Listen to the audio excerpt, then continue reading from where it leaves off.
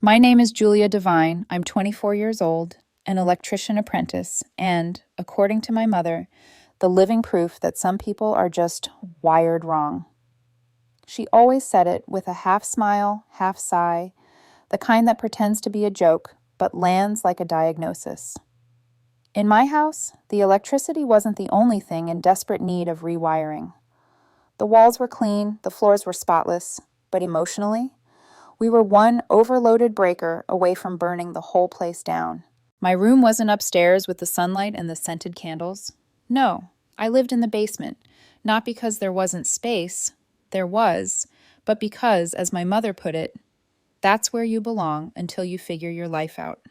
The upstairs was a shrine of white walls, unused guest towels, and framed Pinterest quotes like, "Family is the anchor that holds us through life's storms." Funny how mine always felt like a sandbag. I tried to make the basement mine, hung a string of lights, painted the wall behind my bed. But no matter what I did, the room whispered the same message. You are temporary, conditional, replaceable. Meanwhile, Natalie, my older sister and the pearl of the Divine family, wore her perfection like a custom crown. Natalie, the orthodontist in training. Natalie, who got the new sedan at 17. Natalie, whose existence was a constant slideshow of "we're so proud of you" speeches. Her room had a bay window and a chandelier. She didn't even dust. I got the basement and the privilege of fixing the flickering light in the pantry between her Aspen vacation posts. I didn't mind the work. In fact, I loved what I did. I was good with my hands, good with wires, good at making broken things function again. But no one cared. When I earned my first electrician certification, I stuck the printed sheet on the fridge. It lasted exactly one night before my mother replaced it with one of Natalie's third-place bowling trophies.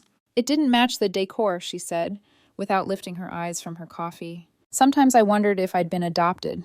Other times, I figured I was just a tax write-off whose usefulness had expired. Still, I stayed.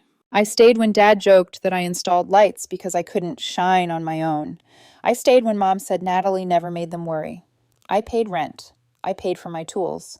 I quietly covered groceries when Mom's card accidentally got declined. Deep down, a stupid part of me kept waiting for the day they'd look at me and actually see me. Not the basement, not the toolbox. Just me. Then came the dinner, the one that rewired my entire life. It was the usual, a table set like a magazine photo, silent chewing, mild disappointment floating in the air, like a fog machine someone forgot to turn off. Dad scrolled on his iPad. Mom commented on Natalie's latest internship. I ate my dry chicken and waited for a moment to speak. I got offered a big job, I said. Wiring a new apartment complex across town. Full-time, good pay. Mom slammed her mug down so hard coffee sloshed onto the table. So that's it? That's your dream? Running around with wires like some handyman? Julia, you're a disgrace. She looked at me like I'd spat on her shoes. Dad didn't look up. Natalie wasn't even home. She was at some beach rental in Florida, paid for with money they didn't have when I needed new work boots. Still, I sat there, frozen, waiting for someone, anyone, to soften the blow. No one did. Get out, Mom said quietly, wiping her mug like she was polishing her anger. If that's who you want to be, do it somewhere else. At first, I thought she was joking. She wasn't. Her tone wasn't. Her eyes definitely weren't. I stood up, walked downstairs, and packed my life into a duffel bag. 2 changes of clothes, my work boots, and my electrician certification. The one that didn't match the decor. I left quietly, just like they always told me I should. They didn't even come to the door. As I walked out, the hallway light flickered above me. One I'd offered to fix weeks ago. I stared at it for a moment. Somehow, that stupid buzzing bulb felt like it understood me more than the people who lived under it. Outside, the cold slapped me. My boots scraped the pavement. No dramatic goodbye, no shouting, just the sound of the screen door creaking shut behind me. I crashed that night at my friend Jared's place. 1-bedroom apartment, gym sock smell, and a couch that sagged like it had survived a war. Jared stood over me with a paper plate full of cold pizza. You sure you're good with the couch? He asked. Better than home, I murmured. He didn't push, just tossed the blanket and turned off the lights. That's why he was a good friend. He let you drown quietly, but stayed close enough to pull you out. That first night, staring at his ceiling fan, listening to traffic and the soft purring of his overweight cat, I wondered, did they even notice I was gone? Mom probably lit a new candle. Dad probably blamed my generation for not being ambitious enough. Natalie probably posted a bikini picture captioned, "Focus on what makes you glow." I didn't cry. I just felt heavy, the kind of heavy that weightlifting can't fix. The next few days were a blur of work and exhaustion. Emergency breaker flips, bathroom exhaust replacements, crawl spaces that smelled like mold and regret. I slept on the couch when I could, folded my clothes in a plastic crate, washed socks in Jared's sink, ate pizza crusts and gas station burritos. Jared pretended not to notice any of it, which somehow made him notice even more. One morning, while I loaded wire spools into a borrowed van, my boss Carl looked at me. "You trying to impress someone, Divine, or you just allergic to sleep?" "Sleep's for people who live somewhere," I shrugged. He chuckled, but his eyes lingered, like he knew something was wrong. Then, a week later, everything changed. My phone buzzed. "Carl." My stomach flipped. "Still looking for extra work?" he texted. "Always. Willow Ridge Apartments, new construction, could be full-time. It's yours if you want." My breath stopped. Willow Ridge wasn't just a job. It was the job, the kind electricians dream about. A massive contract that could rewrite an entire future. "I'm in," I replied. I stood in Jared's kitchen holding my phone in one hand and a microwaved burrito in the other, stunned. "You okay?" Jared asked. "I think I just leveled up." He nodded, like this made perfect sense, and left to get ready for work. That night, I borrowed $12 from Jared's laundry fund for gas and scribbled a note. "Buying gas and dignity will repay with both." At 6 a.m., I drove toward Willow Ridge, my truck groaning like it was being punished. I passed a sign outside the construction site. Willow Ridge, built for the future. I didn't know it yet, but that job would rewire everything. My career, my confidence, my entire sense of self. I wasn't going back, not after how fast they let me go. Willow Ridge was enormous. 10 buildings, 3 floors each, all skeletal frames of steel and plywood, smelling like sawdust, burnt coffee, and men pretending their backs didn't hurt. When I pulled up that first morning, Carl waved me in with the enthusiasm of someone who'd bet money I wouldn't show. "Divine," he barked. "You remember how to hold a screwdriver, or do I need to send you back to rewiring Grandma's porch lights?"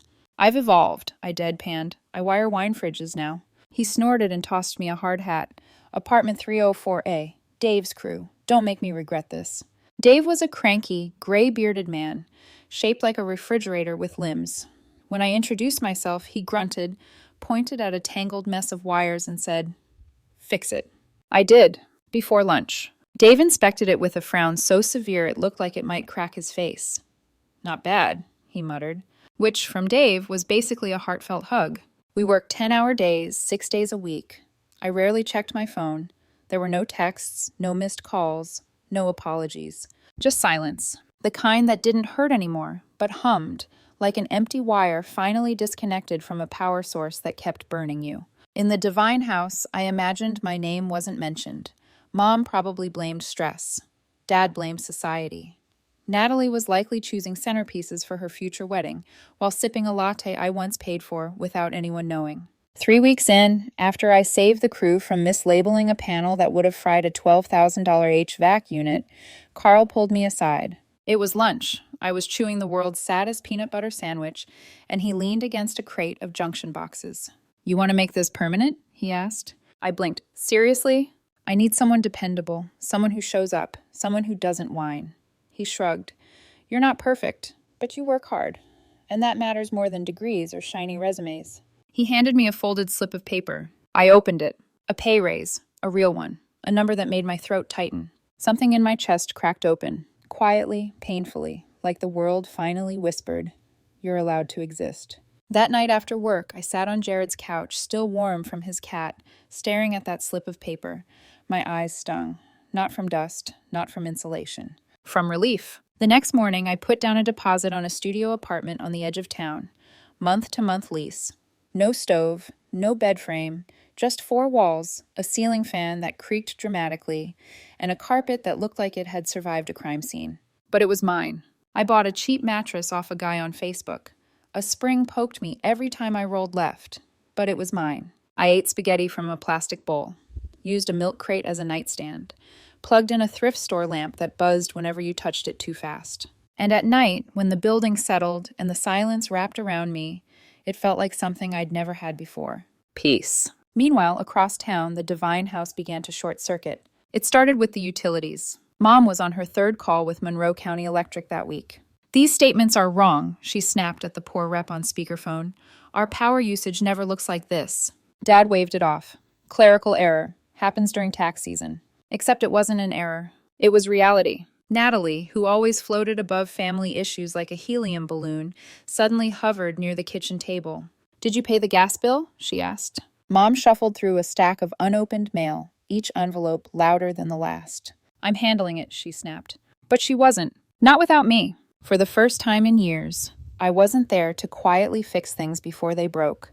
No emergency breaker flips, no midnight bill payments, no patching pipes or resetting fuses, no rearranging my own expenses so they wouldn't freeze during winter. And the house started to feel it. Lights flickered, heating sputtered, bills piled up like tiny white flags of surrender. 3 months in, my phone buzzed with a voicemail from a number I didn't recognize. A robotic transcription popped up. Hi, this is Carol from Monroe County Electric. I deleted it before it finished. Then came a text from an old neighbor. Your mom okay? Saw her yelling at a utility guy in a van. Looked serious. I swallowed hard. Curiosity had teeth, and it bit deep. I checked the public utility notice board, a searchable database where delinquent accounts went when things got extreme. My parents' address blinked in bold. Disconnection notice, filed for closure pending. I stared at the screen. Not angry, not smug. Just stunned. All those years I'd quietly covered bills, juggled groceries, paid for repairs, patched up pipes, fixed loose wiring. And now without me, the whole place was frying itself from the inside out. The next few days brought a storm of calls. Natalie first. Straight to voicemail. Then Mom. 3 in a row. Then Dad. Finally, a text. Things are a bit crazy here. We'd love to talk. Not we miss you, not we're sorry, just diplomacy. Like I was a client they forgot to invoice. I powered off my phone. If they had really wanted to talk, they should have spoken before they told me to leave. Carl noticed the shift in me.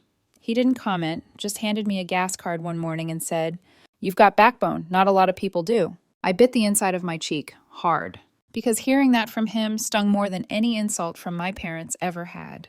A month later, I hung my electrician certification on my studio wall, crooked, deliberately. It didn't match the decor. Perfect. One evening, while eating microwave chicken on the edge of my mattress, I finally opened my curtains. I didn't have a bay window like Natalie. I had a narrow pane of glass overlooking a parking lot. But when the street lights flickered on, something inside me said, You're allowed to stay lit. And for the first time, I believed it. It happened on a Saturday. The kind of Saturday where the heat clung to your clothes, and the attic I'd been wiring earlier felt hotter than the inside of a toaster.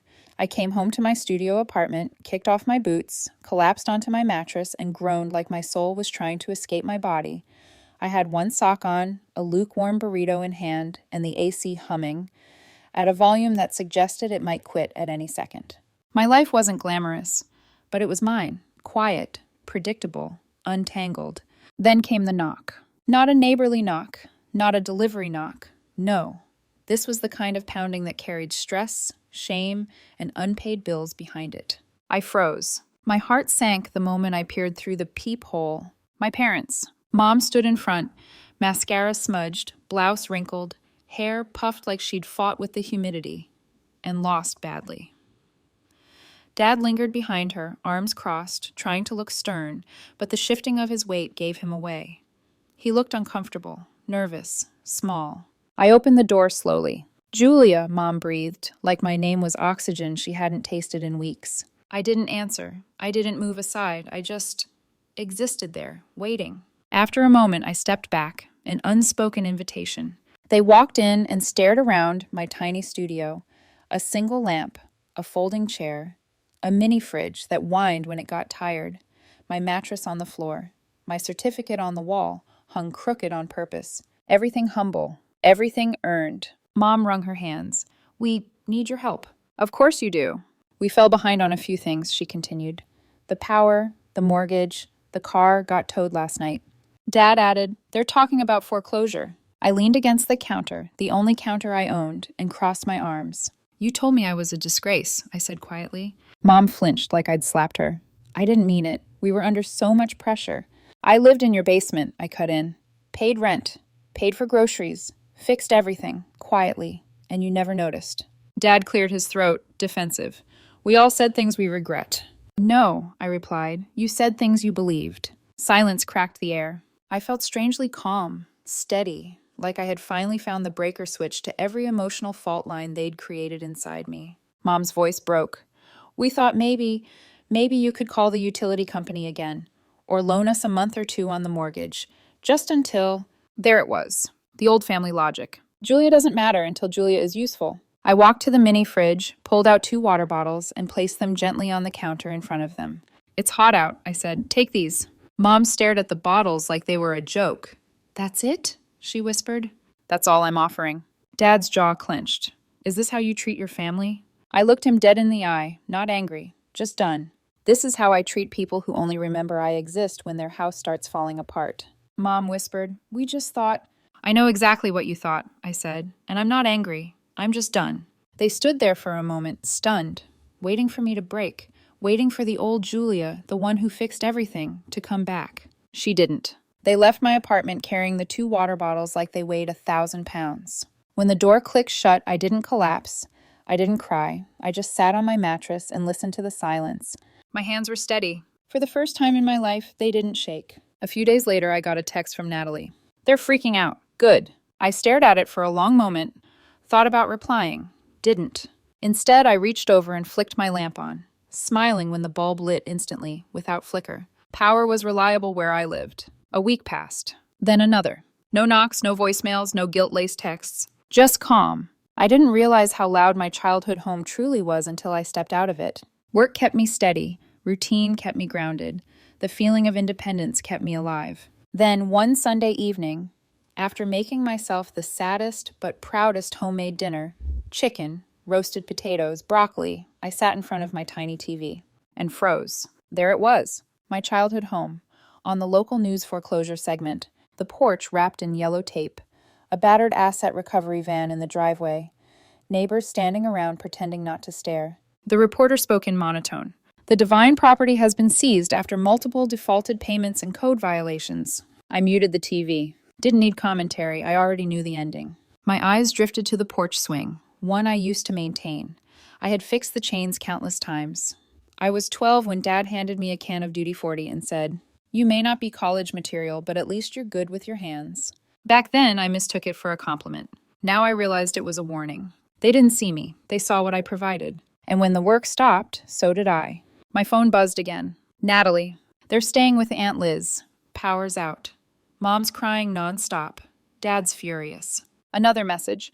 They're saying you abandoned them, like they didn't kick you out. I stared at her words as a strange calm washed over me. I looked around my apartment. My walls were plain. My lamp was secondhand. My mattress had a murderous spring.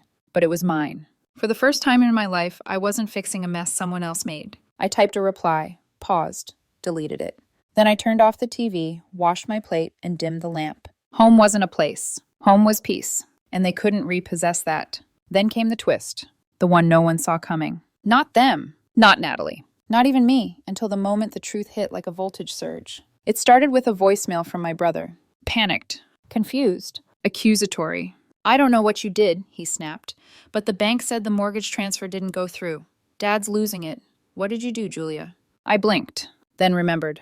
Months before I left, when Mom had screamed at me, when things were unraveling, when I knew I needed a clean escape, I had quietly signed off my share of the deed. Grandma had added me years ago, whispering, "You're the only one who actually fixes things around here." I was the only grandchild she trusted. And I knew, if the rope snapped, I refused to be the one holding it. Now it had snapped. And without my signature, there were no bailouts, no miracle extensions, no Julia to crawl under the sink and patch holes they caused. Natalie texted again. "They're spiraling." Dad sent one message. "You took everything." I replied with only one truth. "No, I took me." The rest broke on its own. I put my phone on silent, leaned back, and exhaled. The world outside buzzed faintly. Inside, for once, I was grounded. I didn't think I'd ever see them again. Not in person. Not in a way that mattered. But life is funny like that, always waiting around corners with twists you don't expect. It was Natalie's engagement party that dragged me back into the orbit of people I'd spent months unlearning. She'd asked me twice, then begged. "You're my sister," she whispered over the phone. You don't have to forgive them. Just be there for me. You earned your place at this table. Earned, not inherited, not handed. Earned. So I went. Not for them, for her. The backyard was decorated with paper lanterns dangling from a sagging clothesline, folding chairs arranged around mismatched tables, and a Bluetooth speaker that kept cutting out every time someone walked too close to the grill. It was all so humble, so imperfect, so real, nothing like the pristine, suffocating house we grew up in. Carl was already there. Of course he was. He stood off to the side in a short-sleeve button-up, holding a tiny plate of cucumber sandwiches like the food offended him. When he saw me, he lifted his chin. Nod of respect. Nod of, I've got your back. Natalie rushed over the second she spotted me. Julia. She threw her arms around me. It was instinctive, warm, unrestrained. Thank you for coming. Her voice softened. They came too. I knew before she pointed. I felt the shift in the air, tight, heavy. My parents stood near the drink table, each holding a plastic cup. Mom wore too much makeup, the kind applied in haste to hide sleepless nights.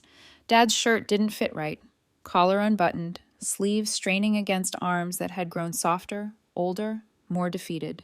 They looked like strangers in a world that kept moving without permission. Mom spotted me first. A tiny broken smile flickered. I nodded politely. That was all. Carl drifted toward me, lowering his voice. That them? Yep, I said. He exhaled slowly. They look rough. I shrugged. Life without free labor is tough. He barked a laugh at that, but then his expression softened, eyes studying me. You good? He asked. For once, I didn't hesitate. Better than I've ever been. We stood together while guests mingled and complimented the ring. Carl handed me a beer. The lanterns swayed with the breeze, and muffled music vibrated through the ground.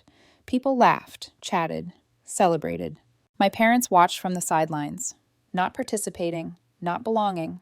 And for once, that wasn't my problem. Then Natalie clinked her glass.